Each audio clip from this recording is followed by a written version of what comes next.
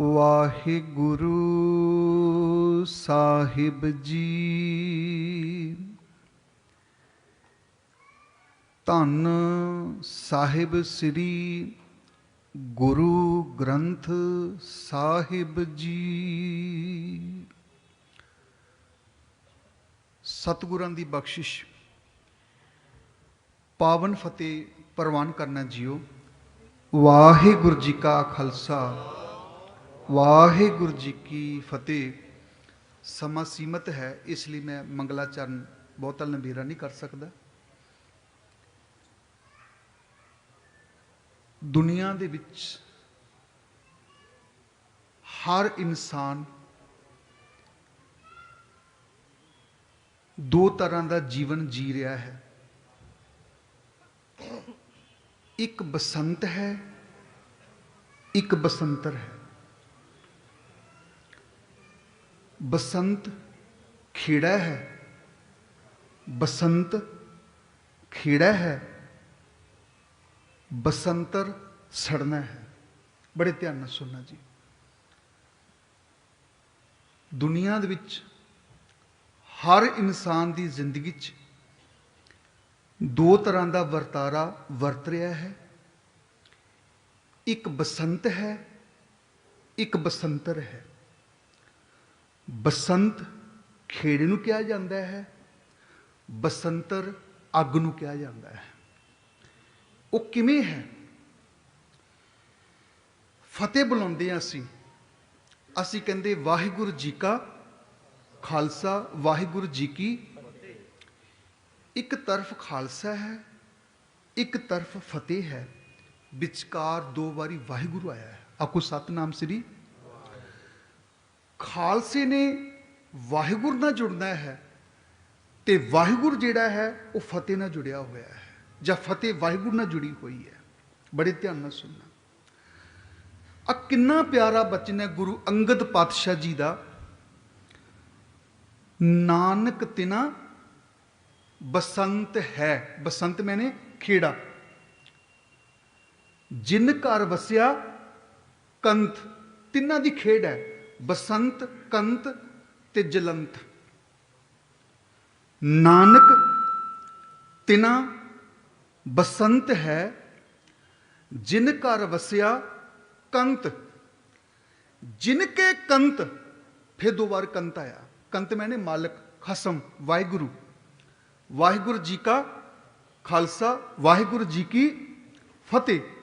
खालसा और फतेह विचकार दो बारी वाहिगुरू आया। खालसा, जे तू दुनिया च फतेह चाहता तो तू वाहिगुरू दे नाल जुड़, क्योंकि जिथे वाहिगुरू है उथे फतेह है। आखो सतनाम श्री। नानक तिना बसंत है। हे भाई, उन्हां दे जीवन विच बसंत है, खेड़ा है। किन्हां दे? जिन घर वसिया कौन जी? कंत। जे घर विच कंत नहीं है, जिनके कंत दिशापुरी से अहनस फिरे जलंत। जलंत की है? अग। जलते पे ने, सड़ते पे ने। और जिन्ना चिकर साडे जीवन दे विच ओ कंत, ओ परमेश्वर वाहिद आप वरतदा पिया, साडे जीवन विच बसंत होवेगी। जे ओ वाहिगुरू ना होवेगा तो साडे जीवन च सिर्फ बसंतर होवेगी। अहनस फिरे जलंत। असी सारी उम्र सड़ते रवांगे, सारी उम्र साडे जीवन विच दुख रवेगा। और मैं एक घटना साझी करना चाहुंदा, क्योंकि दास दी फितरत नहीं है। जेड़ा इंसान समय की कदर नहीं करता, समा उस इंसान की कदे भी कदर नहीं करता है। ध्यान देना, एक गल याद रख लेना। कंत जिस घर विच है ओदा जीवन किहो जिहा, जिस घर विच कंत नहीं है ओदा जीवन किहो जिहा है। सतगुरां दे पावन बचन, जै हर सिमरन भया तह आद ब्याद उपाद तीने ताप निवारण हारा।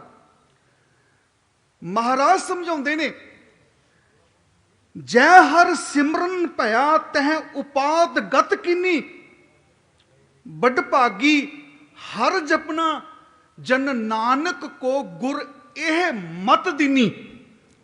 गुरु ते गुर विच फर्क हुंदा। आखो सतनाम श्री। गुरु ते गुर विच फर्क है। गुरु टीचर है। स्टूडेंट जिहड़े हुंदे ने, सखियार्थी जिहड़े हुंदे ने, वो टीचर दे ज्ञान नूं नहीं समझ सकते कि उहदे अंदर किन्ना क ज्ञान है। बड़े ध्यान नाल सुनो। गुरु दी समझ सानू नहीं पै सकती। सानू उन्नी ही समझ पैंदी है जिन्ना गुरु गुर अपने मंत्र नूं ब्लैक बोर्ड ते लिखदा है, बच्चों नूं समझांदा है कि बच्चों आ कुछ करना, इस सवाल नूं इवें कढना, जो बोल रहा समझा रहा वो गुरु है, जो समझाया जा रहा है वो गुर है। पंजाबी दा एक मुहावरा भी गुर बिना गत नहीं ते शाह बिना पत नहीं। अगर साडी जिंदगी दे विच नानक तिना बसंत है जिन घर वसिया कंत, फिर जे साडे हिरदे विच मेरा मालक वसिया होवे, सच करके जानियो ओदा वाल भी कोई विंगा नहीं कर सकता। छोटी जी उदाहरण, जदों आनंदगढ़ के किले नूं घेरा पिया, सिखां दी गिनती 8 तो 10 हज़ार के करीब है।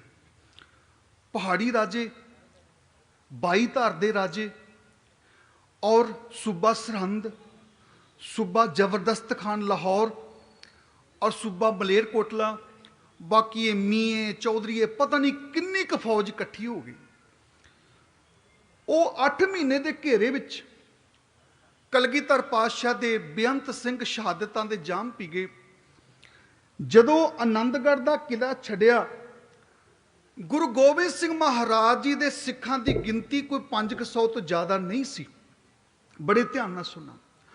वो 500 के करीब सिंह आनंदगढ़ के किले नूं छड्ड के आए। उन्हां दीयां जंगां हुंदियां पईयां मुगलों के नाल, कदी शाही टिब्बे ते होई, ध्यान देना, कदी सरसा नदी ते हुई। सरसा नदी ते आंदियां आंदियां भाई उदय सिंह, भाई आलम सिंह नचना, और सरसा नदी नूं पार करदियां ही भाई बजित्र सिंह वर्गे शहादतां दा जाम पी गए। जदों आनंदगढ़ नूं छड्डिया, गिनती 500 है। सरसा नदी ते पहुंचे, गिनती 100 के करीब रह गई। चमकौर की गढ़ी विच पहुंचे, गिनती 40 रह गई। चमकौर की गढ़ी नूं छड्डिया, गिनती 4 रह गई। तो जदों माछीवाड़े की धरती ते महाराज पहुंचे तो उस वेले वो इकल्ले ही सन। आखो सतनाम श्री। उस तो बाद जदों माछीवाड़े के किले जंगल तो बाहर निकलते हैं तो रस्ते दे विच फिर 5000 की फौज उतरी पई और पुछ पड़ताल करते हैं कि पीरे हिंद धन गुरु गोबिंद सिंह महाराज जी तो नहीं, नवी खान ते गनी खान वर्गे उन्हां महान सूरमियां ने कह दिता नहीं, ये उच्च दे पीर है। महाराज सच्चे पातशाह जी उस घेरे विचों भी निकल जाते हैं, ध्यान देना। और जदों महाराज दीने कांगड़ की धरती ते पहुंचते, उत्थे जाके उन्होंने 123 शेर उच्चारण किए जफरनामा के अंदर, और उन्होंने एको गल आखी सी भी औरंगजेब तू बहुत सियाना, पर तेन एक गल की समझ ना आई। बड़े ध्यान नाल सुनना जी। कदी भी गुरु घर विच आके ये ना क्या करो भी साडियां लंबियां उम्रां होण, माफ कर देना। 90 साल ते 17 दिन की उम्र है औरंगजेब आलमगीर की। आखो सतनाम श्री। 90 साल ते 17 दिन, 9 ते 7 सांझे हो गए। 90 साल ते 17 दिन की उम्र है औरंगजेब आलमगीर की, ते 9 ते 7 साल की उम्र है छोटे साहिबजादियां दी। बड़े ध्यान नाल सुनना जी। हुण जिन्हां दे घर विच कंत वसिया, जिन्हां दे हिरदे विच खेड़ा सी, ਉਹ 9 ਤੇ 7 ਸਾਲ ਦੀ ਉਹ ਮਹਾਨ ਬਾਬੇ ਨਿੱਕੀਆਂ ਉਮਰਾਂ ਵਿੱਚ ਇੰਨਾ ਕੁਛ ਕਰ ਗਏ। ਅੱਜ 80 ਸਾਲ ਦੇ ਚਿੱਟੀਆਂ ਦਾੜੀਆਂ ਵਾਲੇ ਬਜ਼ੁਰਗ ਉੱਥੇ ਜਾ ਕੇ ਆਪਣੀਆਂ ਭੁੱਲਾਂ ਬਖਸ਼ਾਉਂਦੇ ਨੇ। ਆਖੋ ਸਤਨਾਮ ਸ੍ਰੀ। ਬੜੇ ਧਿਆਨ ਨਾਲ ਸੁਣਨਾ। ਜਿਹਨੂੰ ਨਹੀਂ ਸਮਝ ਆਈ, ਜਿਨ੍ਹਾਂ ਦੇ ਘਰ ਵਿੱਚ ਕੰਤ ਨਹੀਂ ਹੈ, 90 ਸਾਲ ਤੇ 17 ਦਿਨ ਦੀ ਉਮਰ ਉਸ ਔਰੰਗਜ਼ੇਬ ਬਾਦਸ਼ਾਹ ਦੀ, ਤੇ ਉਸ ਜੀਵਨ ਚ ਉਹਨੇ ਕੀਤਾ ਕੀ ਹੈ। 90 ਸਾਲ ਪੂਰੀ ਸਦੀ ਹੁੰਦੀ ਹੈ ਜੀ। ਆਖੋ ਸਤਨਾਮ ਸ੍ਰੀ। 100 ਸਾਲ ਦੀ ਸਦੀ ਹੁੰਦੀ ਹੈ। ਇੱਕ ਇਨਸਾਨ ਸੰਸਾਰ ਵਿੱਚ ਇੱਕ ਸਦੀ ਤੱਕ ਰਿਹਾ, 90 ਸਾਲ ਤੱਕ ਰਿਹਾ। ਉਸ ਨੇ ਆਪਣੇ ਬਾਪੂ ਨੂੰ ਵੀ 8 ਸਾਲ ਕੈਦ ਕੀਤਾ ਆਗਰੇ ਦੇ ਕਿਲੇ ਵਿੱਚ। ਰੋਸ਼ਨਿਆਰਾ ਆਪਣੀ ਭੈਣ ਨੂੰ ਵੀ ਮਰਵਾਇਆ। ਜੇਬੂ ਨਿਸ਼ਾਂ ਆਪਣੀ ਧੀ ਨੂੰ ਵੀ ਮਰਵਾਇਆ। ਉਸ ਨੇ ਆਪਣੇ ਵੱਡੇ ਭਰਾ ਦਾਰਾ ਸ਼ਿਕੋ ਨੂੰ ਵੀ ਮਰਵਾਇਆ। ਉਸ ਨੇ ਜਿਹੜਾ ਹੈ 16 ਦੇ ਕਰੀਬ ਸੂਫੀ ਸੰਤਾਂ ਦਾ ਕਤਲ ਕਰਵਾਇਆ। ਸਰਮਦ ਦੀ ਦਰਗਾਹ ਅੱਜ ਵੀ ਦਿੱਲੀ ਵਿੱਚ ਹੈ, ਜਿਹੜਾ ਅਲਫ ਨੰਗਾ ਘੁੰਮਦਾ ਸੀ। ਉੱਥੇ ਹੀ ਬਸ ਨਹੀਂ, ਔਗੜਨਾਥ ਵਰਗੇ ਜੋਗੀਆਂ ਦਾ ਵੀ ਕਤਲ ਕਰਾਇਆ। ਤੇ ਹੱਦ ਉਦੋਂ ਹੋ ਗਈ ਜਦੋਂ ਗੁਰੂ ਤੇਗ ਬਹਾਦਰ ਸਾਹਿਬ ਜੀ ਦੀ ਵੀ ਸ਼ਹਾਦਤ ਹੁੰਦੀ ਹੈ। 90 ਸਾਲ ਦੀ ਉਮਰ, ਤੇ ਉਸ ਉਮਰ ਵਿੱਚ ਉਸਨੇ ਕੀਤਾ ਕੀ ਹੈ। 9 ਸਾਲ ਦੀ ਉਮਰ, ਤੇ 9 ਸਾਲ ਦੀ ਉਮਰ ਦੇ ਵਿੱਚ ਉਹ ਪੂਰਨੇ ਪਾ ਕੇ ਚਲੇ ਗਏ। ਤੇ ਅੱਜ ਅਸੀਂ ਜਦੋਂ ਵੀ ਉਹਨਾਂ ਨੂੰ ਯਾਦ ਕਰਦੇ ਆ, ਕਹਿੰਦੇ ਬਾਬਾ ਫਤਿਹ ਸਿੰਘ ਜੀ, ਬਾਬਾ ਜੋਰਾਵਰ ਸਿੰਘ ਜੀ। ਔਰ ਪੰਜਾਬੀ ਕਲਚਰ ਦੇ ਵਿੱਚ ਪਿਓ ਦੇ ਪਿਓ ਨੂੰ ਬਾਬਾ ਕਿਹਾ ਜਾਂਦਾ ਹੈ। ਆਖੋ ਸਤਨਾਮ ਸ੍ਰੀ। ਪੰਜਾਬੀ ਕਲਚਰ ਵਿੱਚ ਪਿਓ ਦੇ ਪਿਓ ਨੂੰ, 80 ਸਾਲ ਦੇ ਬਜ਼ੁਰਗ ਨੂੰ ਬਾਬਾ ਕਿਹਾ ਜਾਂਦਾ। ਜੇ 9 ਸਾਲ ਦੀ ਉਮਰ ਵਿੱਚ ਸਮਝ ਆ ਗਈ ਤੇ ਦੁਨੀਆ ਅੱਜ ਵੀ ਉਹਨਾਂ ਬਾਬਿਆਂ ਨੂੰ ਯਾਦ ਕਰਦੀ ਪਈ ਹੈ। ਜੇ ਨਹੀਂ ਸਮਝ ਆਈ, 90 ਸਾਲ ਦੀ ਉਮਰ ਵੀ ਮਿਲ ਗਈ ਤਾਂ ਉਹ 'ਚ ਅਸੀਂ ਕੀ ਕਰ ਸਕਦੇ ਹਾਂ। ਬੜੇ ਧਿਆਨ ਨਾਲ ਸੁਣਨਾ। ਜ਼ਿੰਦਗੀ ਇੱਕ ਬਸੰਤ ਹੈ, ਇੱਕ ਜਲੰਤ ਹੈ, ਔਰ ਵਿਚਕਾਰ ਦੋਨਾਂ ਦੇ ਕੰਤ ਹੈ। ਨਾਨਕ ਤਿਨਾ ਬਸੰਤ ਹੈ, ਜਿਨ ਘਰ ਵਸਿਆ ਕੰਤ। ਜਿਨ ਕੇ ਕੰਤ ਦਿਸਾਪੁਰੀ ਸੇ ਅਹਨਸ ਫਿਰੇ ਜਲੰਤ। ਉਹਨਾਂ ਦੀ ਜ਼ਿੰਦਗੀ 'ਚ ਬਸੰਤ ਨਹੀਂ ਹੈ, ਉਹਨਾਂ ਦੇ ਜੀਵਨ 'ਚ ਬਸੰਤਰ ਹੈ, ਅੱਗ ਹੈ। ਧੰਨ ਗੁਰੂ ਗੋਬਿੰਦ ਸਿੰਘ ਸੱਚੇ ਪਾਤਸ਼ਾਹ ਜੀ ਨੇ ਉਸ ਵੇਲੇ ਇਹ ਗੱਲ ਆਖੀ ਸੀ। ਔਰੰਗਜ਼ੇਬ ਆਲਮਗੀਰ, ਇੱਕ ਗੱਲ ਯਾਦ ਰੱਖ ਲੈਣਾ, ਕਿਸਮਤ ਬੰਦੇ ਦਾ ਇੱਕ ਵਾਰ ਸਾਥ ਦਿੰਦੀ ਹੈ, ਕਿਸਮਤ ਇਨਸਾਨ ਦਾ 2 ਵਾਰ ਸਾਥ ਦਿੰਦੀ ਹੈ। ਦੇਖ, ਤੁਸੀਂ ਅਨੰਦਪੁਰ ਦੀ ਧਰਤੀ ਤੇ ਸਾਨੂੰ 7 ਮਹੀਨੇ 8 ਮਹੀਨੇ ਘੇਰਾ ਪਾਇਆ। ਅਸੀਂ ਉਸ ਘੇਰੇ ਵਿੱਚੋਂ ਵੀ ਨਿਕਲ ਗਏ। ਤੁਸਾਂ ਨੇ ਸਾਨੂੰ ਸਰਸਾ ਨਦੀ ਤੇ ਘੇਰਾ ਪਾਇਆ। ਅਸੀਂ ਉਸ ਘੇਰੇ ਵਿੱਚੋਂ ਵੀ ਨਿਕਲ ਗਏ। ਤੁਸਾਂ ਨੇ ਸਾਨੂੰ ਮਾਛੀਵਾੜੇ ਦੀ ਧਰਤੀ ਤੇ ਘੇਰਾ ਪਾਇਆ। ਅਸੀਂ ਉਸ ਘੇਰੇ 'ਚ ਵੀ ਨਿਕਲ ਗਏ। ਤੁਸਾਂ ਨੇ ਸਾਨੂੰ ਚਮਕੌਰ ਦੀ ਗੜੀ ਵਿੱਚ ਵੀ ਘੇਰਾ ਪਾਇਆ। ਅਸੀਂ ਉਹਦੇ ਵਿੱਚੋਂ ਵੀ ਨਿਕਲ ਗਏ। ਔਰੰਗਜ਼ੇਬ ਸੋਚ, ਤੇਰੇ ਕੋਲ ਫੌਜਾਂ ਹੋ ਸਕਦੀਆਂ ਨੇ, ਤੇਰੇ ਕੋਲ ਤੋਪਾਂ ਹੋ ਸਕਦੀਆਂ ਨੇ, ਪਰ ਜੋ ਮਾਲਕ ਸਾਡੇ ਨਾਲ ਹੈ ਉਹ ਤੇਰੇ ਨਾਲ ਨਹੀਂ ਹੋ ਸਕਦਾ। ਧਿਆਨ ਦੇਣਾ।